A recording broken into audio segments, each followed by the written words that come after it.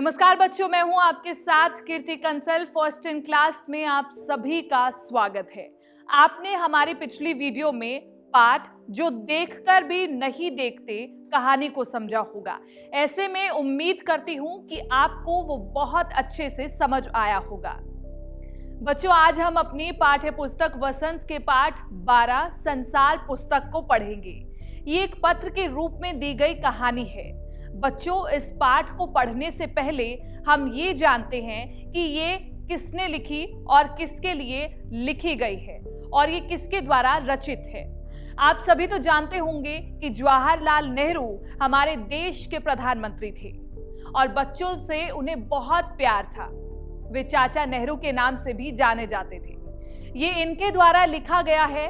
इन्होंने सभी पत्र अपनी बेटी इंदिरा को अंग्रेजी भाषा में लिखे थे। इन सभी पत्रों का हिंदी में अनुवाद किया मुंशी प्रेमचंद जी ने। ये पत्र जवाहरलाल नेहरू जी द्वारा अपनी बेटी इंदिरा को लिखा गया था जब वो 10 वर्ष की थी और मसूरी में रहती थी। तब उनके पिता जवाहरलाल नेहरू उन्हें पत्रों के माध्यम से देश दुनिया की जानकारी दिया करते थे। वो इस पत्र के माध्यम से इंदिरा जी को बता रहे हैं कि इंग्लैंड इस पूरी दुनिया का बस एक छोटा सा हिस्सा है।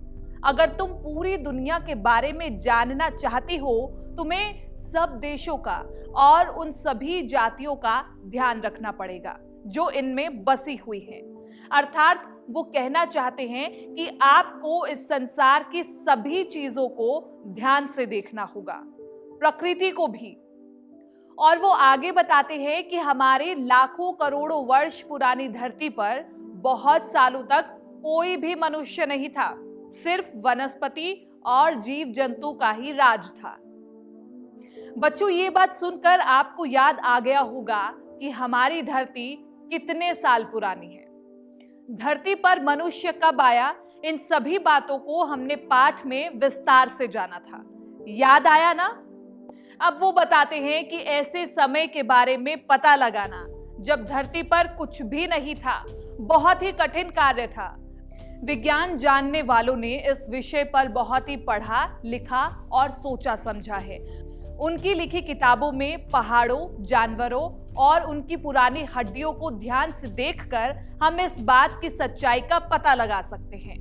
धरती पर जब मनुष्य नहीं था, उस समय की जानकारी हमें किताबों में नहीं मिल सकती, क्योंकि किताबें लिखता कौन? इस समय का हाल तो पहाड़, नदियां, समुद्र, जंगल और जंगली जानवरों की पुरानी हड्डियों से ही मिल सकता था। यदि हम इस संसार रूपी पुस्तक को पढ़ना सीख ले, यदि हमें इस प्रकृति के अक्षरों को पढ़ना आ जाए, अर्थात प्रकृति की हर एक चीज को समझना आ जाए, जैसे उन्होंने कंकड़ का उदाहरण दिया, तो सड़क पर पड़ा एक कंकड़ संसार रूपी पुस्तक का एक अहम पन्ना बन सकता है। वो चमकीली गोल कंकड़ हमें अपनी कहानी स्वयं ही सुना सकता है कि वो इतना चमकदार कैसे बना। कुछ समय पहले तो वो एक चट्टान का खुदरा सा नुकीला टुकड़ा था और वो पहाड़ से टूटकर नीचे गिरा हुआ था। बारिश के पानी से बहकर वो छोटी घाटी तक पहुंच गया। फिर उसे घाटी से पहाड़ी नाले के पानी ने ढकेलकर छोटी सी नदी में पहुंचा दिया। वो फिर वहां से भी एक बड़े समुद्र में पहुंच गया। उस कंकड़ ने इतने सारे रास्ते पार करने के कारण उसका स्वरूप ही बदल दिया। वो एक चमकदार पत्थर के रूप में दिखाई देने लगा। अगर वो थोड़ा और आगे जाता तो घिसकर रेत के कण का रूप ले लेता और समुद्र के किनारे पहुंच जाता। तो इतना कुछ समझने पर अब पत्र में नेहरू जी कहते हैं कि एक छोटा सा कंकड़ जब इतनी बातें बता सकता है, तो हमारी चारों तरफ हजारों ऐसी वस्तुएं हो सकती हैं जो हमें इस संसार के बारे में बता सकती हैं। अब हम आपको कठिन शब्दों के अर्थ बताएंगे। अक्सर यानी कि प्राय, इरादा यानी कि विचार, हाल यानी कि बारे में बताना, शौक यानी कि रुचि, खतों अर्थात पत्र, आशा यानी कि उम्मीद, वजक यानी कि कारण। अभी तक आप समझ चुके होंगे कि ये जो कहानी एक पत्र है जो नेहरू जी ने अपनी बेटी को लिखा है। इस पत्र के द्वारा वे बच्चों को अपने आसपास कैसे धीरे धीरे समझा व पहचाने जा सकते हैं, इसका संदेश पत्र रूपी कहानी के माध्यम से दिया गया है।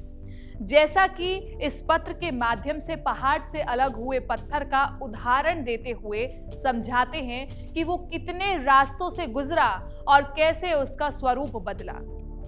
चलिए अब कुछ प्रश्न आपके सामने रखते हैं। इस पाठ के लेखक कौन हैं और सबसे पहले ये किस भाषा में लिखा गया है? ये पत्र किसने किसके लिए लिखा है? इंदिरा कितने साल की थी और कहां रहती थी? इस पत्र का हिंदी अनुवाद किसने किया? बच्चों, आज की वीडियो में बस इतना ही। अगली वीडियो में फिर से मुलाकात होगी।